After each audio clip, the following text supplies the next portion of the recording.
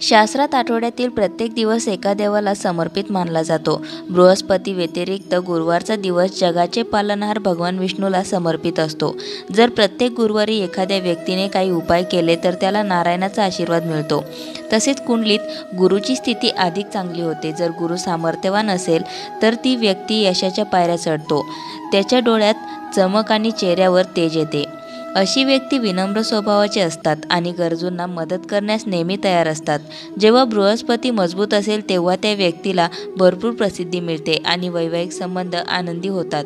समस्या सोडवण्यासाठी गुरुवारी हे उपाय करा. हळद पाण्यात घालून स्नान करा. गुरुवारी सकाळी लवकर उठून दररोजच्या कामातून निवृत्त झाल्यानंतर स्नान करा. आंघोळ करताना पाण्यात एक चिमूटभर हळद ओम नमो भगवते वासुदेवाय या ओम ह्रूम बृहस्पती नम या मंत्राचा जप आंघोळीपूर्वी 5 वेळा करावा आणि नंतर स्नान करा. भगवान विष्णू आणि लक्ष्मीची पूजा करा.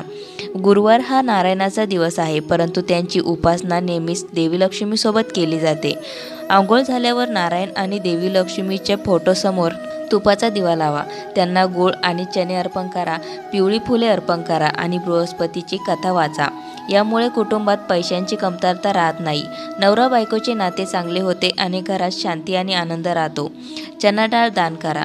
गुरुवारी नारायणाच्या मंदिरात जा आणि देवासमोर केशर, चण्याची डाळ ठेवा. मग एखाद्या गरीब व्यक्तीला दान करा. त्याशिवाय पिठात डाळ आणि गूळ हळद घालून गाईला खायला द्यावे.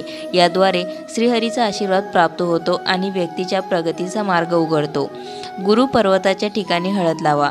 अनुक्रमणिकाच्या बोटाच्या खाली आणि तळहाताच्या डाव्या कोपऱ्याच्या खाली असलेले स्थान हस्तकलेमध्ये बृहस्पतीचे स्थान मानले जाते. दर गुरुवारी पूजेच्या वेळी या ठिकाणी हळद लावा आणि मनात ओम नमो भगवते वासुदेवाय या मंत्राचा जप करा. गुरुवारी पिवळे कपडे घालणे शुभ असते. पत्रिकेतील गुरुग्रह बलवान होण्यासाठी गुरुवारी पिवळे कपडे घालणे खूप शुभ मानले जाते. भगवान बृहस्पतीला पिवळा रंग खूप प्रिय आहे. अशा परिस्थितीत गुरुवारी पिवळे कपडे परिधान केल्याने साधकाच्या जीवनावर चांगला परिणाम होतो. अशा प्रकारे करा भगवान विष्णूची पूजा. भगवान विष्णूच्या पूजेच्या वेळी त्यांना पिवळे फूल अर्पण करावे. भगवान विष्णूला गूळ आणि मसूर अर्पण करा. पंचामृत आणि तुळशीही ठेवा. विष्णू सहस्रनामाचे पठण करा. या दिवशी विष्णू सहस्रनामाचे पाठ करणे अत्यंत शुभ मानले जाते. त्यामुळे सर्व रखडलेली कामे पूर्ण होऊन प्रत्येक क्षेत्रात यश मिळते. पिंपळ, तुळशी आणि केळीच्या झाडाला पाणी द्यावे. भगवान विष्णूची कृपा प्राप्त करण्यासाठी गुरुवारी पिंपळ, तुळशी आणि केळीच्या झाडाची लागवड करावी. त्यानंतर त्यांची पूजा करावी. यामुळे कुंडलीत गुरुग्रहाशी संबंधित शुभ परिणाम येऊ लागतात. हळद किंवा केशर तिलक. भगवान विष्णू आणि देवगुरु बृहस्पती यांच्या पूजेच्या वेळी हळद किंवा केशरचा तिलक वापरावा. यानंतर स्वतः चंदनाचा टिळा लावावा. गुरुवारचे उपाय. ब्रह्ममुहूर्तावर उठून स्नान करावे. स्नानाच्या वेळी ओम बृहस्पते नमचा जप करावा. गुरुचा कोणताही दोष दूर करण्यासाठी आंघोळीच्या पाण्यात चिमूटभर हळद टाकून गुरुवारी स्नान करावे. यासोबतच स्नान करताना ओम नमो भगवते वासुदेवाय या मंत्राचा जप करावा. गुरुवारी व्रत ठेवा आणि जल अर्पण करून केळाच्या रोपाची पूजा करा. असे केल्याने वैवाहिक जीवनातील अडथळे दूर होतात आणि जर तुम्ही विवाहित असाल तर तुमच्या वैवाहिक जीवनात कोणतीही अडचण येणार नाही. आंघोळीनंतर पिवळ्या रंगाचे कपडे घाला. स्नानानंतर भगवान विष्णूच्या मूर्तीसमोर तुपाचा दिवा लावावा. भगवान विष्णूला पिवळ्या रंगाच्या फुलांसह तुळशीचे छोटे पान अर्पण करा. कपाळावर हळद, चंदन किंवा कुंकू लावा. मान्यतेनुसार भगवान बृहस्पतीला पिवळ्या रंगाच्या गोष्टी खूप आवडतात. म्हणूनच या दिवशी पिवळ्या रंगाच्या वस्तू जसे की हरभरा डाळ, फळे इत्यादी ब्राह्मणांना दान केले जाते. या दिवशी सकाळी घराच्या मुख्य दरवाजावर हरभरा डाळ आणि थोडा गूळ ठेवा. धार्मिक महत्त्वाच्या दृष्टीने हा दिवस अत्यंत महत्त्वाचा मानला जातो. घरातील संपत्तीसाठी गुरुवार हा दिवस सर्वात शुभ मानला जातो. या दिवशी पिवळ्या रंगाच्या वस्तूंना विशेष महत्त्व दिले जाते. गुरुवारी कोणाकडूनही उधार घेऊ नका आणि देऊ नका. जर तुम्ही असे केले तर तुमच्या कुंडलीतील गुरुची स्थिती बिघडू शकते आणि तुम्हाला आर्थिक संकटांचा सामना करावा लागू शकतो. जर तुम्ही गुरुवारी व्रत ठेवत असाल तर या दिवशी सत्यनारायणाची व्रत कथा अवश्य ऐकावी. त्रिदेवांमध्ये विष्णूला जगाचे पालनहार म्हटले जाते. देव विष्णूला नारायण देखील म्हटले जाते. नारायणाला गुरुवारचा दिवस समर्पित आहे. गुरुवारी देव विष्णूचे व्रत आणि विधिवत पूजा केली जाते. धार्मिक मान्यतेनुसार देव विष्णू हे धन, ज्ञान, आदर, प्रतिष्ठाचे कारक आहे. त्यांची उपासना केल्याने व्यक्तीला इच्छित परिणाम प्राप्त होतात. अशी करा पूजा. गुरुवारी ब्रह्ममुहूर्तावर उठून स्नान आदी करून पिवळ्या रंगाचे वस्त्र परिधान करा. पूजेच्या वेळी देखील तेच कपडे परिधान करा. सूर्य, माता, तुळशी आणि शालिग्रामला जल अर्पण करा. त्यानंतर देव विष्णूच्या पूजेला सुरुवात करा. पूजेसाठी पिवळ्या वस्तूंचा वापर करा. यात पिवळी फुले, हरभरा डाळ, पिवळी मिठाई, पिवळा तांदूळ, हळद यांचा वापर करा. या दिवशी केळ्याच्या खोडाची पूजा करण्याचे महत्त्व आहे. त्यानुसार केळीच्या खोडाला हरभरा डाळ अर्पण करता पूजा करा. यासह केळीच्या झाडाला हळदीचे पाणी अर्पण करा.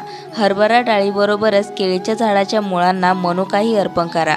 शेवटी तुपाचा दिवा लावून झाडाची आरती करावी आणि केळीच्या झाडाजवळ बसून व्रतकथा पाठ करा आणि शेवटी विष्णुदेवाची आरती करा. अशी आहे व्रतकथा. पौराणिक कथेनुसार प्राचीन काळात एक राजा राहत होता. तो शक्तिशाली आणि दानशूर होता. तो दर गुरुवारी व्रत करत निराधारांना मदत करून पुण्य मिळवायचा. राजाचे हे कार्य त्याच्या राणीलाही आवडत नव्हते. ती कधी व्रत किंवा दानधर्म करत नव्हती. एवढेच नाही तर ती राजालाही या गोष्टी करण्यास मनाई करत असे. एकदा राजा शिकार करण्यासाठी वनात गेला. त्यावेळी घरी राणी आणि दासी होती. त्याचवेळी देवगुरु बृहस्पतीने ऋषींचे रूप धारण करून भिक्षा मागण्यासाठी राजाच्या दारात आले. साधूने राणीकडे भिक्षा मागितली. तेव्हा ती म्हणाली, हे साधू महाराज, मी या दान आणि पुण्याने कंटाळले आहे. कृपया काहीतरी उपाय सुचवा, जेणेकरून सर्व पैसे नष्ट होतील आणि मी आरामात जगेल. राणीचे हे बोलणे ऐकून बृहस्पती देव म्हणाले, संतती आणि धनाने कोणीही दुखी होत नाही. तुला धनाने दुखी होण्याचे कारण नाही. जर तुमच्याकडे जास्त पैसा असेल तर त्याचा सत्कर्मासाठी वापर करा. शुभ कार्य करा. गरिबांच्या मुलींच्या लग्नासाठी मदत करा. शाळा आणि उद्याने बांधा.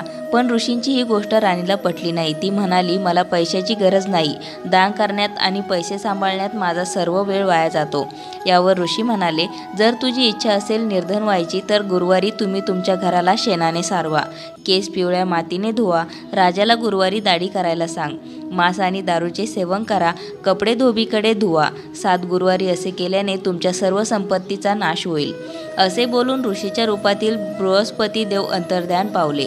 ऋषींनी सांगितल्याप्रमाणे राणीने सर्व गोष्टी केल्या आणि तिसऱ्याच गुरुवारी तिची सर्व संपत्ती नष्ट झाली. परिस्थिती इतकी बिकट झाली की राजाच्या कुटुंबाला अन्नही मिळेना. एके दिवशी राजा राणीला म्हणाला, राणी तू इथेच थांब. मी दुसऱ्या देशात जाईन, कारण इथले सगळे मला ओळखतात. त्यामुळे मी कोणतेही छोटे काम करू शकत नाही. असे बोलून राजा दुसऱ्या देशात गेला आणि तिथे जंगलातून लाकूड तोडून शहरात विकायचा. राजा परदेशात गेल्याने राणी आणि दासी यांना वाईट वाटू लागले. एकदा राणी आणि तिची दासी यांना 7 दिवस अन्नाशिवाय राहावे लागले. तेव्हा राणी तिच्या दासीला म्हणाली, दासी, माझी बहीण जवळच्या गावात राहते. ती खूप श्रीमंत आहे. तू तिच्याकडे जा आणि काहीतरी घेऊन ये. त्यानुसार दासी राणीच्या बहिणीकडे गेली. त्या दिवशी गुरुवार होता आणि राणीची बहीण गुरुवारच्या व्रताची कथा ऐकत होती. यावेळी दासीने राणीचा निरोप राणीच्या बहिणीला दिला, पण राणीच्या बहिणीने प्रतिसाद दिला नाही. राणीच्या बहिणीकडून काहीही उत्तर न मिळाल्याने दासी खूप दुःखी होत परत येऊन तिने राणीला सर्व हकीकत सांगितली. दुसरीकडे राणीच्या बहिणीला वाटले की माझ्या बहिणीची दासी आली आहे, परंतु मला तिच्याशी बोलता आले नाही. यामुळे तिला खूप दुःख झाले असेल. त्यानंतर कथा ऐकून पूजा संपवून ती बहिणीच्या घरी आली आणि म्हणाली, तुझी दासी माझ्या घरी आली होती. तेव्हा माझा गुरुवारी उपवास होता. तेव्हा माझ्या घरी गुरुवार व्रताची कथा सुरू होती. या कथेदरम्यान उठता येत नाही किंवा कोणाशी बोलता देखील येत नाही. त्यामुळे दासी का आली होती सांग. यावर राणीने तिची परिस्थिती सांगत, घरात खायला अन्नही नाही असे म्हणत राणीचे डोळे भरून आले. गेल्या 7 दिवसांपासून उपाशी असल्याची संपूर्ण कहाणी तिने सांगितली. यावर राणीची बहीण म्हणाली, ताई, भगवान बृहस्पती सर्वांच्या मनोकामना पूर्ण करतात. बघ, कदाचित तुमच्या घरात धान्य असेल. सुरुवातीला राणीचा विश्वास बसला नाही, पण बहिणीच्या सांगण्यावरून तिने आपल्या दासीला आत पाठवले आणि तिला धान्याने भरलेले भांडे दिसले. हे पाहून दासीला खूप आश्चर्य वाटले आणि दासी राणीला म्हणाली, आपण तुमच्या बहिणीकडून गुरुवार व्रत विधी आणि कथा जाणून घेऊया, म्हणजे आपल्यालाही उपवास करता येईल. त्यानंतर राणीने आपल्या बहिणीला गुरुवारी व्रताबद्दल विचारले. त्यानुसार राणीच्या बहिणीने सांगितले की गुरुवारच्या व्रतात केळीच्या मुळामध्ये हरभरा डाळ आणि मनुके अर्पण करत दिवा लावावा. व्रताची कथा ऐका आणि फक्त पिवळे अन्न खावे. असे केल्याने देवगुरु बृहस्पती आणि भगवान विष्णू प्रसन्न होत कृपा करतात. व्रताची विधी जाणून घेतल्यावर 7 दिवसांनी गुरुवार आल्यावर राणी आणि दासीने व्रत केले. त्यानंतर सांगितल्याप्रमाणे केळीच्या मुळाच्या झाडाची आणि भगवान विष्णूची पूजा केली. आता पिवळ्या अन्नाच्या चिंतेत असताना देवगुरु बृहस्पती यांनी एका सामान्य व्यक्तीचे रूप धारण केले आणि दासीला 2 ताटात पिवळे अन्न दिले.